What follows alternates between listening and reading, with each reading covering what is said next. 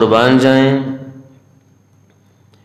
حضور نبی کریم صلی اللہ تعالی علیہ وسلم کی امت کے نصیبوں پر کہ قربانی کرتے بھی خود ہیں اور کھاتے بھی خود ہیں، اور کھانے کے بعد ثواب بھی کماتے ہیں۔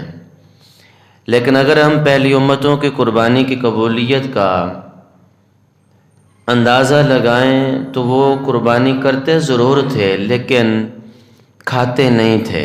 تدری وکر قربانی وہ اہم فریضہ ہے جس کو انبیاء نے بھی ادا کیا، اور اس کا حکم امت کو بھی عطا فرمایا۔ قربانی اتنی ہی پرانی ہے، اتنی ہی قدیم ہے جتنی انسانیت قدیم ہے۔ جب سے انسانیت سٹارٹ ہوئی، قربانی کا سلسلہ بھی تب سے سٹارٹ ہوا۔ وہ الگ بات ہے کہ ہر امت کے اندر قربانی دینے کا اور قربانی کی قبولیت کا جو سلسلہ تھا وہ تھوڑا سا مختلف تھا۔ قربان جائیں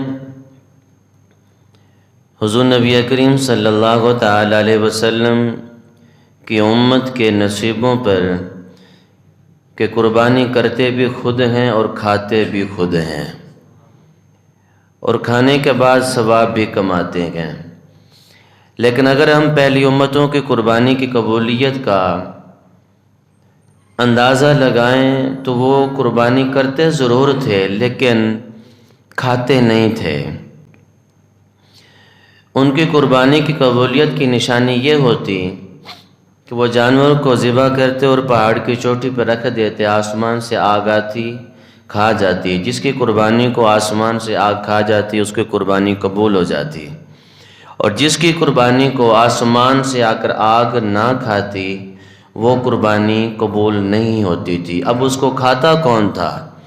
آسمان سے آگ نہیں آئی، اس کو نہیں کھایا، ہونا تو یہ چاہیے تھا کہ اس کو انسان کھاتے، اس کو مخلوق کھاتی، انسانیت کھاتی، لیکن نہیں، آسمان سے آگ کھانے کے لیے نہیں آئی تو اب اس کو انسان بھی نہیں کھا سکتے۔